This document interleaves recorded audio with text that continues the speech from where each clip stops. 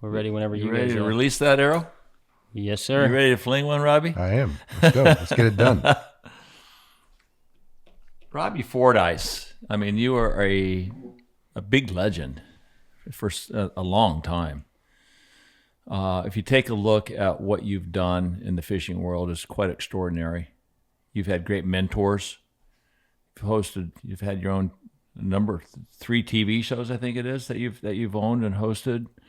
But I think your tournament record speaks incredible volumes. You've been in the top 3 in all the tournaments 57 times. Yeah. You've won all 3, women's 2. Runner up in the Gold Cup 11 times. Oh my God! Don't remind me. No wonder you're bald. Exactly. Right? Yeah. It's my holy grail, I guess. Well, at least you got one win. I'm gonna get another one. You got to get one with him. I'd love that. I must say, I mean, obviously we competed against each other all these years, and it really did my heart great.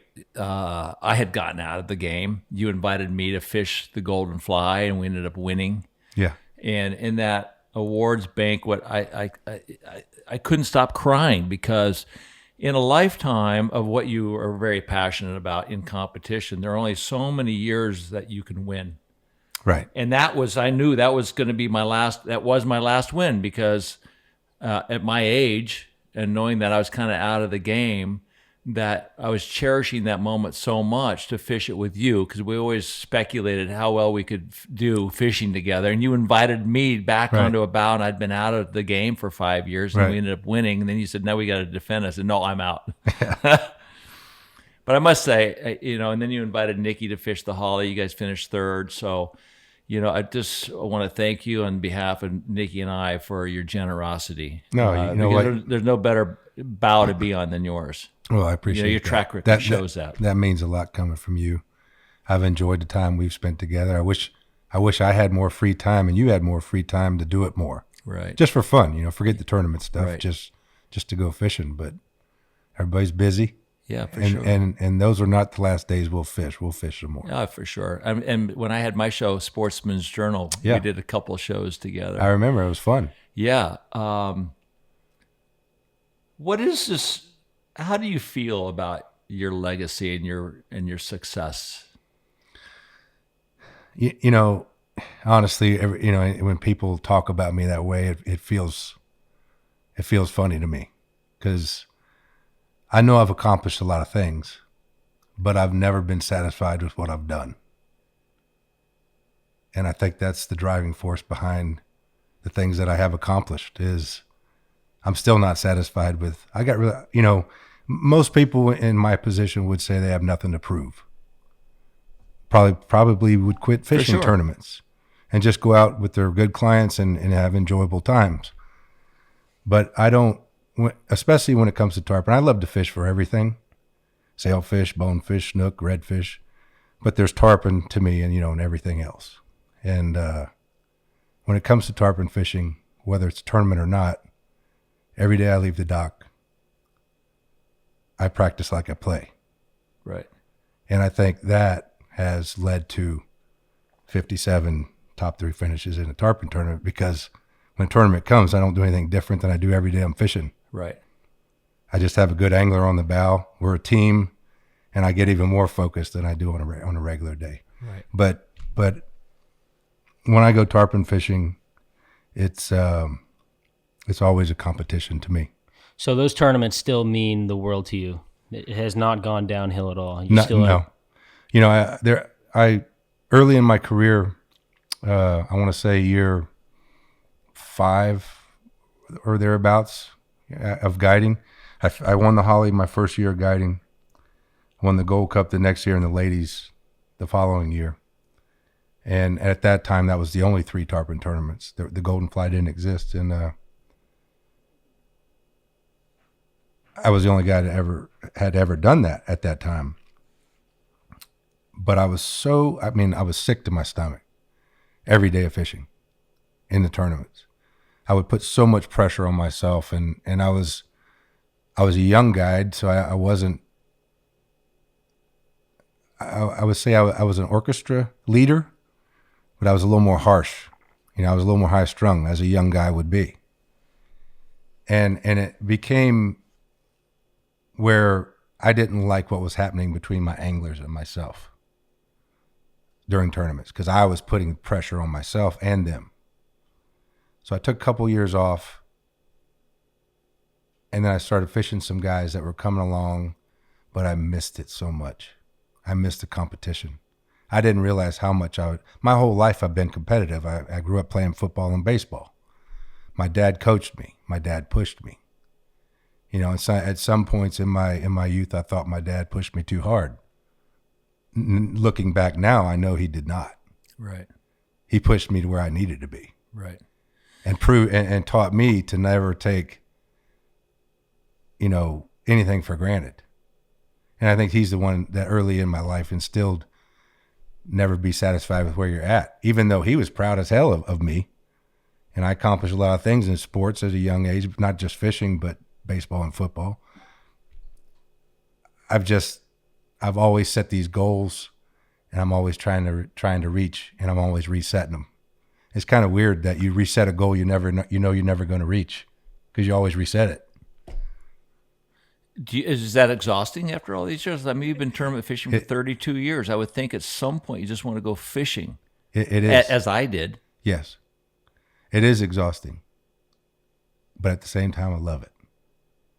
I can't imagine a tarpon season now, because the day the Gold Cup's over, is over, I'm tying new flies and trying new hooks and trying different shock tippet and new techniques for next year's tournaments, which are 11 and a half months away. I get that. And every year has been that way my whole career. So every day I'm fishing with a client, whether it's one of my tournament guys or just one of my regulars that comes during tarpon season, I'm tournament fishing. You're right. I don't go out there to have fun. We have fun. We cut up. You guys have fished with me. I'm not. Sure. I'm not balls to the wall, but I take it serious. And I think that some guys that fish the tournaments try when it counts, and only when it counts, they give it 100%. Right. And I think that changes things a little bit. When you give it 100% all the time, when it does really count, it's just another day. Did you see a gear change possibly in your fishing and your desire to win when like Dustin Huff came into the game and started winning? I mean, Dustin obviously came into the game with Thane and a force to be reckoned with. Did you have to pick up your game because of that? It made me focus even more. It's like a driving force. Right. That's the way I looked at it. I didn't look at them like a threat. I looked at them more like, okay, let's take this up a notch. So how did you take that up a notch? The same thing as I've always done, just one step further. Which was? More intensity. That brings up a question. How often are you making improvements on like your knots, your hooks, your flies? Is it pretty, have you reached the bar, or is there always improvements being made on the day in the water? That's a great question. And what improvements are those? The one thing that's changed in the game from when I started 33 years ago, one of the things that's changed are hooks. In the old days, we had like two styles of hooks to pick from, and they were horrible for hooking fish. So you had to take a file, and you had to do a lot of work to the hook to even think about getting it stuck in a tarpon's face with a fly rod. Hooks have evolved, and hooks keep evolving.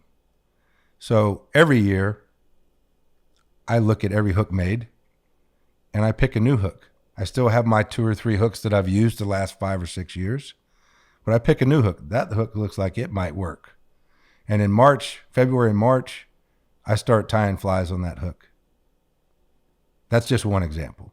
Same with fluorocarbon. The same with fly lines. Some fly line tapers hit the water softer on calm conditions than others. Throughout the year, I'm trying all these things when I'm not in a tournament situation. I'm just fishing to see how they work. And I think it'd be easy to be lazy and just do what I do, what works every day. Right. But I'm not learning anything. These fish are getting smarter. 25 years ago when I was fishing worm flies this big and everybody else was still throwing 3.0 and 4.0 flies, just like the guys that started the game were throwing, because most of the guys that were still doing it were the guys that started the game. They hadn't made that change yet, nor had anybody else. It was easy. So 25 years ago, you were throwing Pflueger worms. Throwing number one hooks with flies you can't see. No shit. And you'd have 25, 30 bite days. Then I figured out how to strip them. Long before this two-hand and all this other crap that everybody's doing now. Jerking the gerbil. Yes. Which is hard to do. That's another thing that's, really hard. It's funny when you have a tarpon coming up to eat that worm fly and you miss one little 2-inch strip. Well, you lose the animal. There's two parts to that strip though. You're stripping it. Your hands moving like that. You miss it, you wiggle your rod tip. As soon as you know you miss, you wiggle your rod tip. But let me ask you, at 60 feet or 50 feet, you move that rod tip. Is that affecting that fly? Absolutely. You're not wiggling it like this. You're not wiggling it, right? You're moving. You're wiggling it. You're shaking it big time. You're shaking it, yeah, violently. Till you can regain. Because I always said that to my dad. Because everyone compliments my dad back in the day in the Jamie Howard films. When he was fishing the toad, he would wiggle that rod tip. And this was like 2 years ago, and I was watching some footage, and I was thinking, you know what, Dad? That was just for show. That wasn't doing anything to the Right. fly because he was just doing this. Right. No. I had my left hand slide. No. That toad would wiggle it like this. No, it wasn't. It was screaming, "Eat me!" All for show. Nope. I think it was fun in those days because I think that I don't care about getting credit for things. I know what you did. What I did. And that's one of the things I did. Was I all these guys, these newer guides that have come along the last 15 years that have all of a sudden discovered this game, me and a couple other guys set the foundation for that. Right, for sure. What about Scott Collins and Dave DeLue? And Dave DeLue. I mean, they were doing double hand stripping, winning the Gold Cup. I mean, that was like cutting edge, wasn't it? Were you doing that at the time? No. They were the first. I was using small flies way before that. But you weren't double hand sliding worms. I was not double handing. No. It was because they were the first known worm guys, tournament anglers. They weren't the first worm guys, but double hand stripping. They were the first in the alley. They were definitely the first guys doing the two hand. Yeah, I remember when one year I got to with Timmy Hoover in the Lower Keys. I started thinking too. There's a lot of big fish in that clear water, and I was thinking, how can I get that fly to the fish without him seeing how that fly got there? That's the whole key to tarpon fishing. It is. And I started tying these little flies on 1/0 hooks, and I didn't know that you were doing that. And Timmy asked me, he said, "What are we going to do with this little 1/0 hook? Trout fish?" I said, "No, I think this is going to work." And we hadn't tried it yet, but I had these toads tied on little 1/0 flies, and we started catching these monster fish. Yeah, that smaller hook hooks the fish better. It penetrates like sticky. A hyperthermic needle. Yep. And sure, some of them. The original hooks were pretty good. The Akis used to break a little bit right behind the barb. Yeah. And the SC Gamakatsu used to bend open. Yeah. Because the wire was too thin. Right. But that was our learning curve. Mm-hmm. Trying to figure out how to catch these big fish that were laid up in clear water. Right. It's just fun. But don't you think that is the key to successful tarpon fishing? Allow that fly to get to the fish without him knowing how it got there. The whole key is what I'm going to say is basically the same thing as you're saying. You have to get the fly in his area of awareness without him knowing how it got there. And when he sees it, it's got to be trying to leave. Right. All those combinations have to happen. And it doesn't matter whether it's a laid up fish or a fish in the backcountry or an ocean string of 40 fish coming down the ocean. It's the same thing. It has to end up in his area of awareness without him knowing how it got there, and it's got to be leaving. And when you're throwing out a string of 40, you try to do that to 10 fish in that string of 40. For sure. And one of them, if you do it right, it's going to eat. Right. I don't know what a string of 40 looks like. Fishing with my father. Or or when he's in the back of the boat. I haven't seen that string with you either, Cupcake. I think that's very cool that you guys, your life has evolved around his passion. Sure. And you followed kind of in his footsteps. Sure. I don't mean that in a negative way at all. I think it's fun that you share your passions together. Oh, absolutely. You bow hunt. And I have the same with my kids. The hunting side and the fishing side, even more with my daughter than my son. Katie, she'd rather bow hunt for anything than wake up in the morning, and if she had one thing to do, that would be it. Well, to tell you the truth, if I had one thing left to do in my life, it'd be bugle in a big fat bull elk and stick it with a sharp stick. I get that. What about you, Rob? My last day was tomorrow. I'd have to catch a tarpon on the ocean. What about bonefish? I love bone fishing. But a tarpon when the tarpon your animal. I love to bone fish when the tarpon aren't around. Love the one you're with. Mm-hmm. Where does archery deer hunting come in there? In order, I would have to say fly tarpon. About that far below would be archery deer hunting, especially on foot where you rattle them up, and it's just like bugling an elk. Right. They run you over. Vocally. It's communicating with them. You're communicating, and when you're rattling, you can almost predict, if you understand how deer come to that, because there is a trick to it. You don't just hit horns and deer come from every direction. You can make them come from the right direction with the right terrain and the wind direction, and you can set that whole scenario up where you're going to have a shooting lane right here, and when that all comes together the way you thought it was gonna, it's pretty rewarding. Yeah. No, it's what's really great about these animals. We are convincing a mammal to come to us, right? Just like talking a tarpon into eating a fly. But we're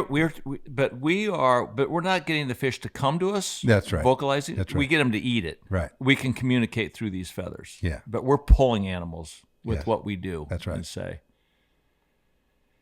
Let's go back to, you won the last Gold Cup that was a kill tournament. Yes.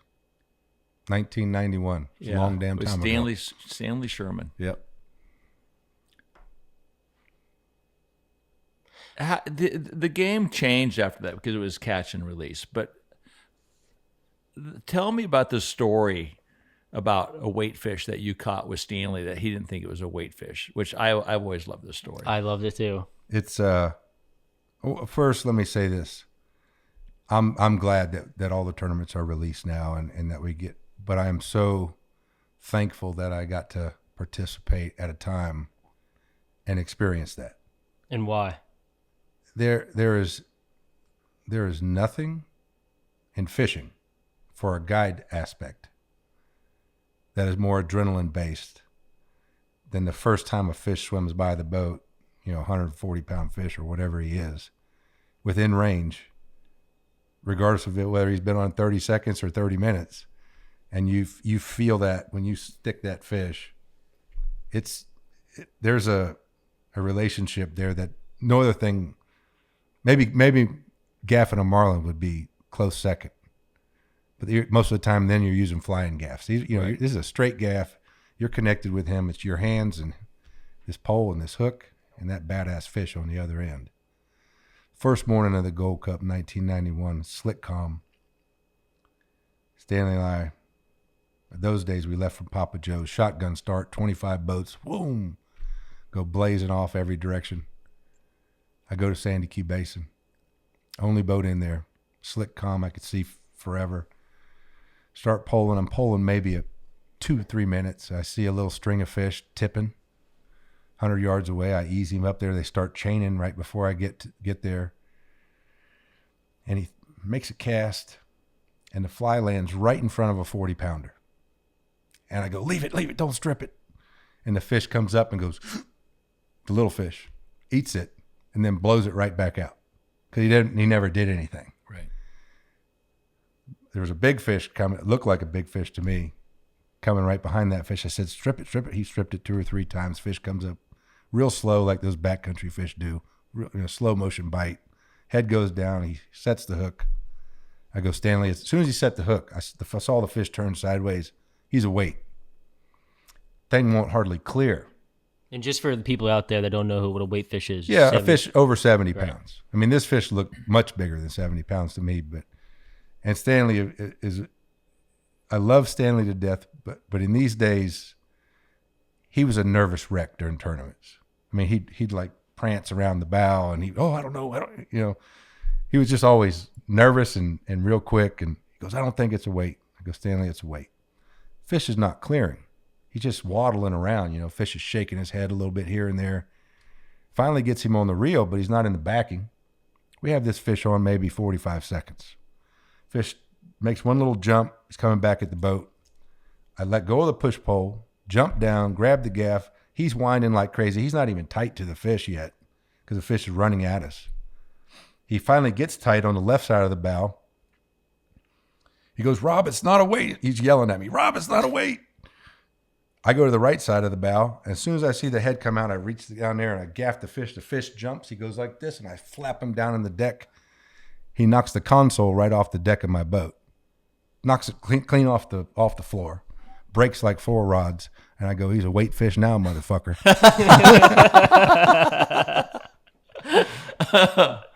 And the fish turned out to be 1 inch shy of 62 inches. He's like 61, 62 inches and weighed 105 pounds. It was like a pilchard. I mean, this fish was so fat. It had 40 girth. Wow. Yeah. And we went on to catch a couple more weights, and we won that year. What I know that you've traveled around the world fishing. Yes. You caught a really big fish, marlin fishing, when you were in the Madeira with Carlos's boat. What was that like? How big was that marlin? That fish was 850, 900. Right. What's it like being connected to a fish of that magnitude? I'll tell you what, just to see a fish of that magnitude jump and hit the water, and the amount of water that moves and the power is impressive. But when you're the guy on the rod, we were fishing big tackle. 130s. Yeah. We weren't there to catch world records. We were there just to catch giant fish as quickly as possible and let them go. And we had caught some big fish leading up to the trip was over. We'd been there for 2 months. We'd fished almost every day with clients and Carlos. We'd caught, 25 fish or so, up to about 1,000 pounds. Many over 600 and out of that 25 fish. We're putting back from Madeira to Gibraltar. So you're traveling. Yeah, we're traveling, going like 10 knots, just putting, autopilot on. Up in the bridge, buddy goes down to take a shower. Rod goes off right before sunset. I look back and there's this giant marlin jumping. I get down in the chair. He comes out with a towel on. Bo Jennings, the mate, he helps me get harnessed in. We set the drags 18 pounds on strike, 18, 20 pounds. I went right to full, which is 40? It's 55 okay. pounds of drag. I mean, right off the bat, I just went whoop. And you could handle it. Lifted me right up out of the chair. The fish jumped like 14, 15 times. We noosed him in like 16 minutes and measured the fish. He was, between 850 and 900 pounds. It was a giant fish. And I've never had a pump like that in my forearm in my life. I've trained thousands of days at the gym. I've never had that much blood in my forearm from winding, from cranking against that kind of pressure. Let's talk about your physique. I mean, obviously you got a great heart for training. Tell me about why you're so big, and you still, I think, lift hard. What is the relationship? I mean, obviously you were we're going to talk about baseball and football, when you're younger. Yeah. How important is it for you to be this strong? I think it's all part of the equation for me and my job, my profession. If I don't feel strong, if I don't feel, I don't know what the word is. Your best? I feel like I'm not giving my angler his best. I'm not giving myself my best. I'm not giving me an opportunity. I've fished tarpon tournaments for 32 years. if I'm going to let myself go and get out of shape where I can't chase down a school of tarpon, I mean, you fished with me. Right. I mean, I can run around those fish, with a push pole. If I couldn't do that, that would piss me off. Right. No, And, and I don't feel like I have an advantage over other guides if I didn't do that. But honestly, as great as it feels to be in good shape and have trained for a long time, I'm 51. And for 51 years old, I'm in pretty good shape. And through all the injuries I've had, a lot of people would probably stop going to the gym. I've had 13 or 14 surgeries.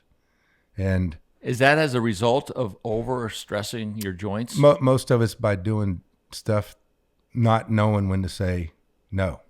But how many of those injuries were occurred in the gym lifting heavy weights? I mean, you've bench pressed, a couple. 465 bench pressing? Most I ever benched was 460.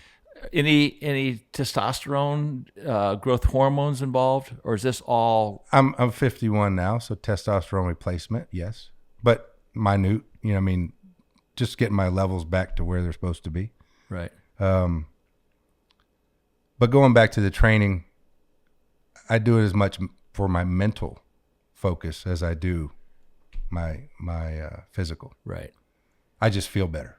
Right. So tell us about your average day during tarpon season in May. Don't you wake up at the COVID thing has totally screwed up my normal system because the gyms now don't open till 6 o'clock. But previously, in years previous, my normal day is, get up 4:30, 5 o'clock, be at the gym at no later than 5:30, work out for an hour and 15 minutes, eat breakfast, splash in the boat at 7:30. And I never have fished hours. I'm not a 7 to 3 guy, never have been. Some days, if the weather's horrible, we may just fish the whole good tide. There's a lot of days when I fish 10, 11, 12 hours. Right. I'm coming in at 7. I mean, it's very rare that I come back to the Lorelei and I'm not the last guy putting the boat on the trailer. Right. I would say that at some point, the tournament chasing may be waning. Do you see that coming down the pipe? I can tell you when that's going to happen. And I think about, as I'm aging, I do actually think about that often. The day that, the reason I get up every day, whether it's tournament or not, and I try my ass off, is at the end of the day, I want to look in a mirror and go, you tried your ass off. For me, I'm not trying to prove anything to anybody else. Right. The reason I still fish tournaments is to see if I'm still competitive. Not to prove to everybody else that I'm competitive. I want to see if I still got it. If I can still do what I once did. And the day I wake up and I say I can't do that, to myself, is the day I quit. What influence has Flip had on you over the years? You've seen the relationship on TV, you and Flip, and it's spectacular. I love the shows that you do with Flip, and Jose too, when he was still around. He was one of my best friends. I miss him still.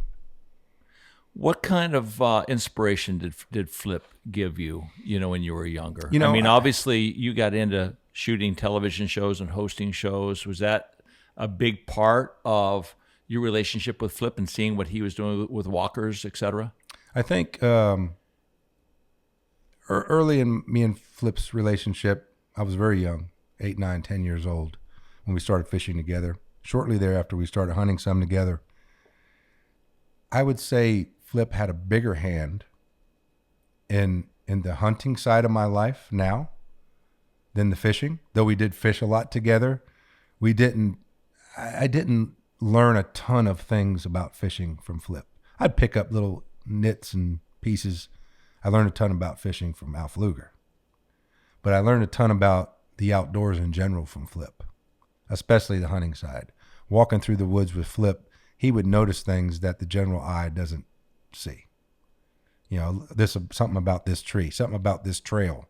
This game trail branches off here. Why? Oh, there's an oak tree there. Oak tree's putting out acorns. That's why. He taught me all the intricacies of hunting that I now, use on a daily basis when I am hunting. little things like water flow in the backcountry and things like that we discuss. But I would say more so than not, it was just time together. We almost learned from each other a lot. Once I got a little older, it was, what was the next adventure? We couldn't stand not to know something. Right. And that was the cool part of our relationship, was all the adventures. I know that tradition means a lot to you. Tremendously. Especially with tarpon tournaments. And what in particular about tradition are you speaking about when you say the dynamics of tradition? When I started guiding, or even before I was guiding, when I was learning the waters, in the Keys especially, it's where the sport was born. Fly fishing for bonefish and tarpon and backcountry stuff, that was basically born in the middle part of the Florida Keys. The first tarpon ever recorded on a fly rod ever caught was in Florida Bay, on the Bayside Isle Mirada. Right. And growing up, reading books and reading the tournament stats, in the Miami Herald at the end of the tournaments, and seeing these names like Billy Knowles and Hank Brown and all these legends, Steve Huff. These guys were heroes to me. And as I started fishing, there was a understood etiquette on the water amongst these people, these guys, and whether they liked each other or not, because there was the Lorelei crew, there was the Bud and Mary's crew, and there was the Holiday Owl crew. Everybody had their little cliques, and some of the cliques didn't like the other cliques, but everybody respected one another. That was a unique difference. So does that mean that clique could fish here, and they wouldn't interfere with where this clique fished over here? And not so much. There were known places that, let's say, Billy Knowles and Hank Brown would fish on a regular basis. Cecil Keith. When I was 18, 19 years old, I'd get up way before GPS time. I'd get up in the dark, run to Buchanan Bank, get the pocket, holding your finger up on islands in the dark, and nail it. Be there first.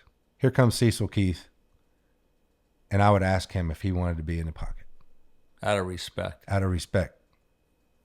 That guy earned his stripes. He was 40, 50 years my senior as far as guiding. He's got more right to be there than I do. And that's something that doesn't happen anymore. Right. So do you feel that because of this, you're allowed to possibly slide into an area where there's somebody that might encroach on your area, and it's okay for you to slide in and say, hey, you're not welcome here? Does that ever happen? Well, talking about owning spots. Here's what, as far as that's concerned, there are guides, and I'm included in this, that have evolved places, especially on the ocean. Used to be backcountry spots. Everybody had their little niche spots on the banks. Backcountry fishing isn't what it once was, so now it's an ocean game. There are places on the ocean that I started fishing the way they're fished now. When guides would just pull up and fish the random edge, they didn't pole this 2-mile shoreline, and their push pole didn't touch every nook and cranny of that flat, of that bank, from one channel to the next, and figure out that the fish push here, there, and there. But if a boat gets here, he pushes them out and screws it up for everybody. You figure that out with a push pole, not by running by spots and going, oh, well, that's where the first boat gets and that's where the second boat gets, and punch a number in your GPS. That's bullshit. Somebody figured out how to fish that, and it wasn't with a GPS. Well, also, too, going back to what you're saying, Steve Huff figured all this out well before anybody else, but he would never take ownership of anything. And speaking to Steve, because we did a podcast talking about owning spots and pushing somebody out of a spot, and I asked Steve, "What's your take on this?" And I think that he has got the greatest foundation of how to do things. Mm-hmm. He said, you only own a spot when you get there first and your push pole hits the bottom. When you leave, that spot is free and clear. Mm-hmm. Do you believe that? I'm a believer in that. To a point. To a point. To a point. Because here's another example. I pull up to a place I fish every day that I've fished for the last 30 years. It's only been the last 20 that other people fish there, the way I fish it. How did they figure out how to fish it the way I fish it? By watching me. Is that fair to me that I have to get up now at 5 o'clock in the morning and go get in a spot that the other 3 guys that are trying to get there learned it by watching me? Well, you also, know what I'm saying? But also too, with so you this, do believe in the intellectual property statement? Yeah, because when I grew up, just going back to what I would do when Cecil would come to the pocket, or if I was at Man o' War Bank and Billy Knowles or Hank Brown pulled up, where do you want to get? Right. Where do you want to go, Rob? We'll get behind you. Where do you want to go? Right. And that doesn't happen anymore. But I get that. But there are a lot of people that are not Rob Fordyce that haven't, and they too have maybe taken ownership of a spot, and they're not going to, and they take that ownership. But the problem with this too is that the younger generation doesn't have the opportunity to learn that spot, what you did, because other people are running them out of there. And is that fair to them to say you're not allowed to learn this because you know this is what? my spot? During tarpon season, there's 12 hours in a day that you can tarpon fish. Sun gets up at 6:30 and it doesn't set till 7:30. I'm probably not going to be sitting on one spot, nor are my comrades. Right. For a 12 or 13 hour period. Right. 7 days a week for 3 months. There's going to be times and tides when those spots are open, and it's up to you to not go there and sit where you see me sitting, or you see somebody else sitting who you know knows it. Go figure it out. Yeah, I get it. Look, I do the same in the Lower Keys. I know where Diego likes to fish. I don't go there. I don't fish the bowling alley because you guys are there. I may sneak around in certain spots where nobody likes to camp on a certain spot. I have total respect for you guys. And I have total respect for the people I know where they like to fish. Yeah. And we're always looking over our shoulder. Who's looking at us? Yeah, who's going to yell at us? Yeah, who's yelling at us? I wish more people looked over their shoulder.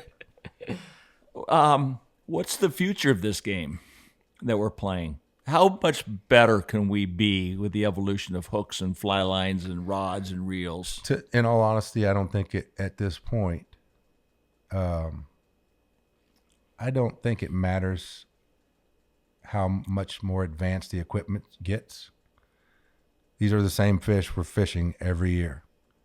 And we've taught them more in the last 10 years than they've learned in the last 70 they've been on this place swimming these waters. They're not dumb. They don't forget. They have a short memory, but their memory's getting longer and longer and longer. And they're starting to recognize things. And you can see just the behavior. Yeah. It's a much harder game than it used to be, and I don't think it's going to get easier. What'd you see this last year when COVID had shut down the Keys? Oh, great question. Mid-March, I actually took Catherine fishing one day. It was a couple slick, calm days. I ran through the wheel ditch, south of Alamorada there, and started running towards the backcountry and started running into fish in places that I haven't seen them in 30 years. Not a few fish. I mean, hundreds of fish that were happy. They were eating. She was catching fish. And it was like that for 2 months. Till right about the time the Keys started kind of semi-opening back up. Because it was a really very warm winter. It was warm, They were there and we had a early. really nice weather stretch. But I think more importantly, it just shows you how much boat traffic in general. I don't necessarily mean fishing, not the pressure, but just boat traffic Noise. in general. Mm-hmm. Jet skis, wakeboarders, all of that combined on a weekly basis in normal Keys mode totally has changed the behavior of these fish. If it goes away, it's amazing how quick the fish go back to doing what they used to do. Were they easier to get to bite? Oh, every fish you saw would eat. We saw that. Yeah, it I was just crazy. wrote an article It was for Tail Magazine called the COVID Time Machine. Yes. But the COVID was a bad connotation, so we just call it the Time Machine. Yeah, that's a great. And it really was because when they shut down the Keys and all the golf courses, I went to Aspen. Yeah. And I was there for about 6 weeks. I flew in, and it was in March. There was not one single private jet at the airport. There was no one on the river. And I told Nikki, this is how I grew up when I was 8 years old. We could go to the river. There was nobody there. And it was like I owned every fish. And Nikki and I saw that. And we fished all the time. And then we came into the Keys and got in before they opened the gates somehow. Right. Mid-May. And I've never gone out of Bow Channel, looked to Key West in that 18-mile stretch, and never have seen an empty ocean. It was empty. You could go wherever you wanted. Yeah. And unfortunately, thank God, Nikki and I were together, so he had a chance to see what I saw when I grew up in Aspen. Right. But even 40 years ago, when I first started doing this, there were boats. I mean, we had a chance to see this world as it was possibly like in the 50s or 60s. Yeah. And the fish, high, happy. No, it's Dustin said he saw out there on the West Coast, outside of, as far as you could see, piles and piles and piles of daisy chaining tarpon. Yeah. Not surprised. You saw that. Used to be around the time I won that last Kill Gold Cup. You could go to a place like First National Bank or Sandy Key Basin or some of the Oxfoot or Schooner, turn the key off at 7 a.m. and never crank back up until it's time to go home. And you were in fish all day, fighting fish, hooking fish, re-rigging all day. I've done it a couple times in the Seaplain Basin. Yeah. Where you're surrounded by thousands of tarpon. I haven't seen that in years. A long time. Are you worried about this upcoming season? You know, the pressure now that, you know, this whole last year is gone, and now we have to reacclimate to boats and traffic and the numbers game. Yeah. I am. But it is what it is. It is what it is. Everybody's dealing with the same thing, you know. And I'm going to do what I do, what I've been doing, and hopefully, you know, don't have to deal with too many dumbasses. Tell me about your Sea Hunter show. What do you love about telling a story on video? You know, I'll tell you, it's not the intrigue is not the fishing. I love to go fishing and catch the fish. What I've really, and I guess it's another step in my life as far as trying to reach a goal and set something up for myself that is not my everyday, is the whole process. You know, I have a vision or I have a guest. I do a lot with vets. I've seen those shows. Yeah. Some vets that have been through some shit. And that's with Project Healing Waters? I do a lot with Project Healing Waters, and I meet some amazing people. And I have a kind of a pre-existing idea of what I want the story to be about. You can never predict the fishing. You can never not predict the weather. But I can kind of predict the story I want to tell. And then we build what happens with the fishing around that story. And it's fun to see how that whole thing evolves. From the fishing aspect to the shooting aspect to the visuals that I'm trying to get on camera and portraying that to my team and seeing how good they are at understanding what I'm talking about. And they're really good at it. And then taking that footage and sitting in front of the computer and putting it all together and telling a story and taking a viewer on an adventure. That whole equation just lights me up. People love your show. You had 6 million people see it last year. Yeah. No, I'm very happy with what's going on. But again, just like the fishing side, I'm never satisfied with where it's at. So we're always trying to do something better. I want to bring it back to Jose. You said that Jose was one of your best friends. And, yes, he was. You know, my father growing up, he always used to watch Walker's Cay, and I love Walker's Cay. I love watching those old TV shows. But when I was growing up, it was Spanish Fly. Yes. And I was religious with watching Spanish Fly. His energy, everything about him was just amazing, but I never knew him. I met him one time, but you've spent a lot of time with him. What was Jose like? Jose was one of my, by the time that he passed, he was one of my top 3 friends in life. I mean, we spoke often. We did a lot of things together. We loved each other like brothers. And the reason that I have the Sea Hunter show now is because Jose. Shortly before the tragic plane crash, Jose had a 13-year show going, the Spanish Fly. It had been going for 13 years. He called me and said, I no longer want to host my show. I want to be behind the camera. I want my vision to be portrayed on screen, and I want you to host it. Really? Yeah. And he called me while he was loading the plane that day, and we had a meeting the following week to kind of make that public knowledge.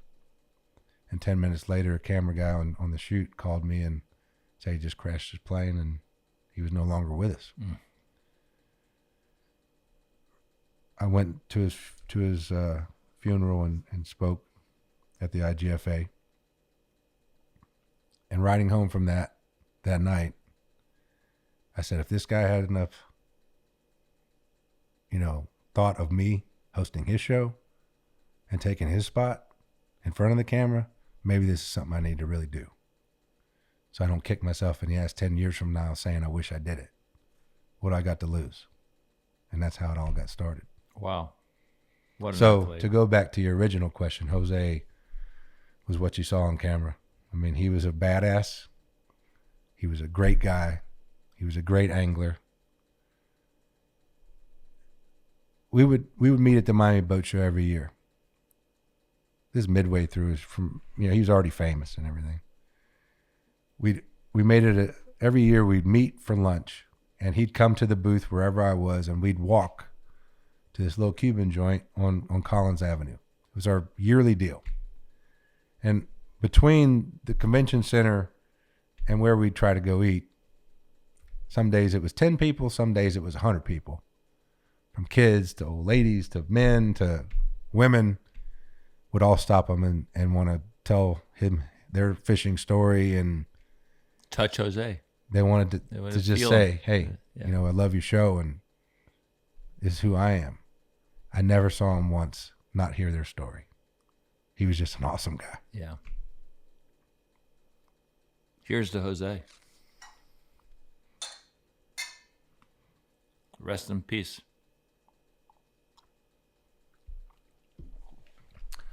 What stories that you want to are out there now that you want to tell?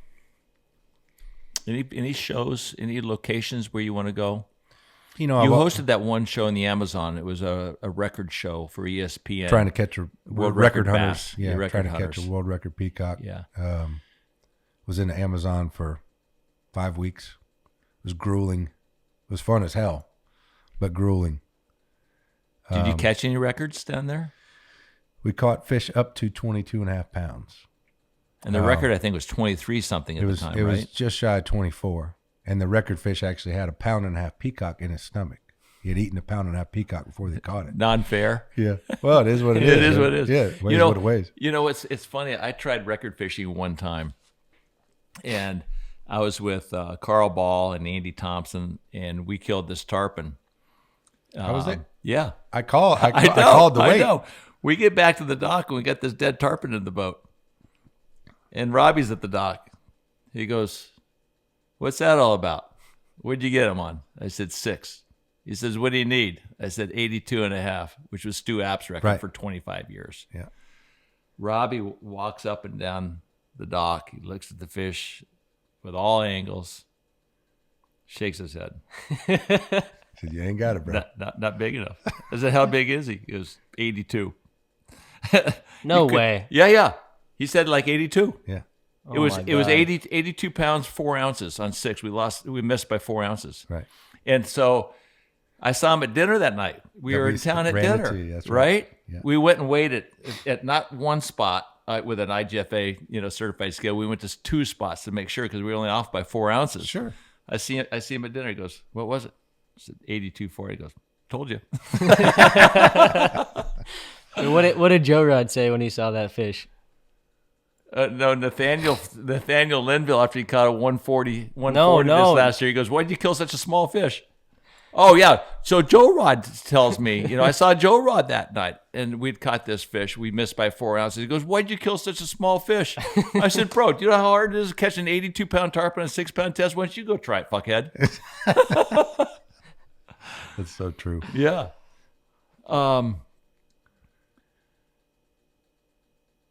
Anywhere you want to go? I want to go to Australia.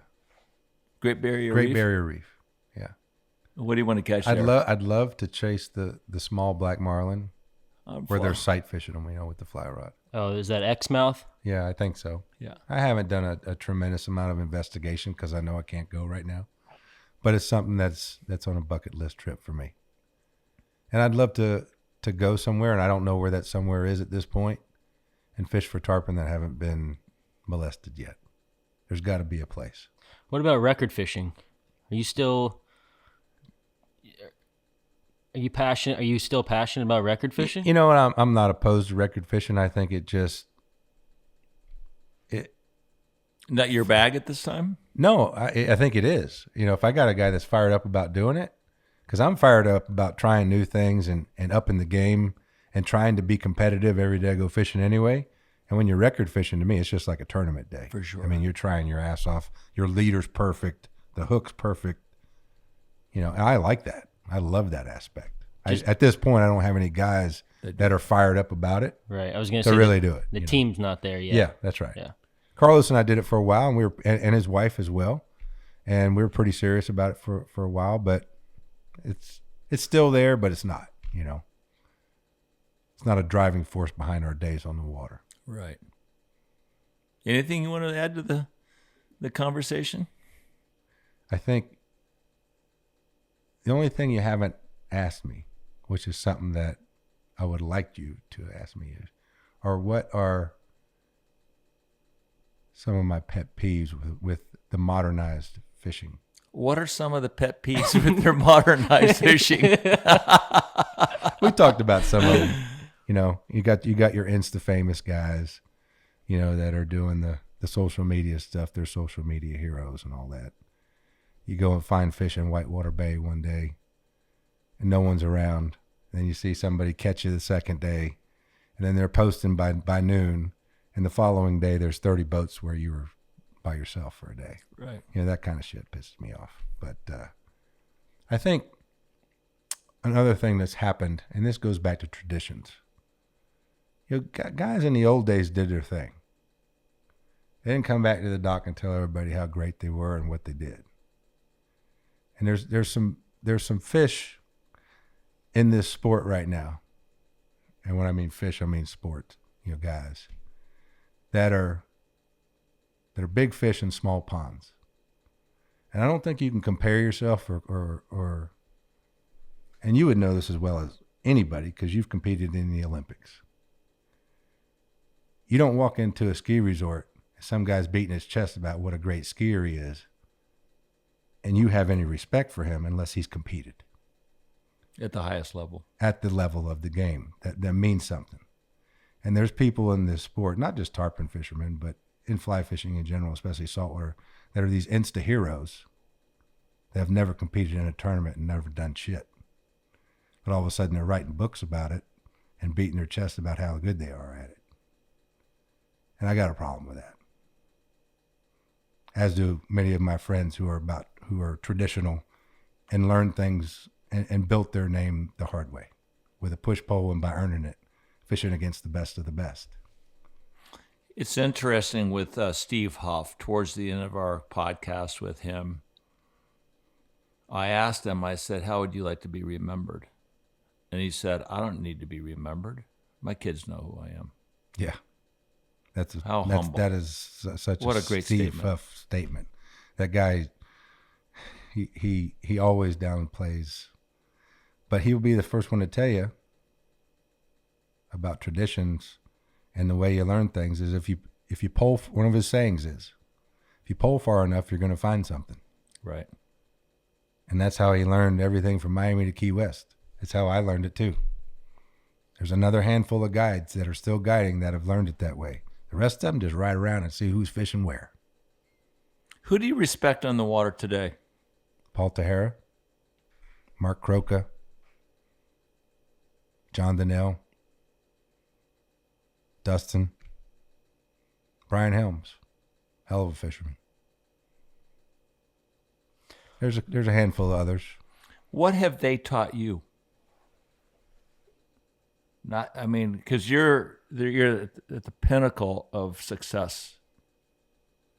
Has anybody taught you something that anything recently that's like, oh my God, that's really good? No. And I try to learn every day. I used to share a lot of things with half the guys I mentioned there. Because of tournaments, have y'all gotten quiet? I've gotten quieter because I look in people's boats sometimes, not because I'm trying to see what they're doing, just by chance. Or I have a guy fish with somebody and shows up on my boat the next day. I'm like, son of a bitch, that's my shit on his rod. And he fished with somebody else the day before. Joe Rod was at the parking lot at the Lorelei one time, and he was catching all these fish, and he had a new fly. And I went over and said, "Hey, Joe, I want to see that fly you're throwing." Right? He says, "Okay, come on, I'll show it to you." So he breaks out the fly; it's still attached, to the bite tippet. Right. Unhooks off the ring, shows it, and I go, "Wow, that's awesome!" I take my pliers, I just clip it, and fucking take off running. That's classic Andy Mill right there. That's so funny. I just had to borrow the fly for a night. Oh, I gave it that's back awesome. to him. That's awesome. What would you tell a young kid who's aspiring to be a Florida Keys fishing guide? I would Stay out of my fishing hole. No, you know what? Here's the deal, and this is something that I learned young in my career, was, another boat never got bigger than this, in my view. On the horizon. On the horizon.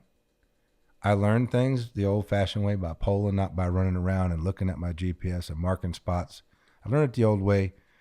And whenever somebody would pull in, or I thought they were attempting to pole, let's say we're both pulling down a lake, this guy who's obviously a veteran to me was trying to get somewhere, I'd give way, And if you start treating what you think to be veteran guides on the water that way, you're going to find that you're going to run into them at the dock eventually, and they're going to talk to you.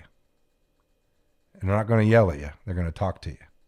And then you're going to create a friendship. And the next thing you know, they're going to put their arm around you one day and go, "Hey, you remember I saw you fishing there the other day. If you fish there on the other tide, you may see a few more fish." They're going to start sharing things with you. Right. And that's what happened with me, and that's what I do now with the guys that deserve it. Right. So what's going to happen next year when you see Nikki and I in the bowling alley before you get there? You know what? Have at it. There's 3 spots there. Robbie, I love you. Hey, man, this is a lot of fun. You've done so much in the sport. I've respected you for forever. We've been good friends. We've won tournaments together, and I can't thank you enough. Thank you for having me. Really. Thanks for coming on, Rob. Hey, it was a pleasure. Pleasure. Always. Thank you. We got to go Let's kill go an elk fish. at some point. We'll do that, and let's go fishing soon. We love that. All right, guys. Thank you so Thanks. much. What I saw is West Side Story. What I saw is just a ride. What I saw is West Side Story. What I saw is just a ride.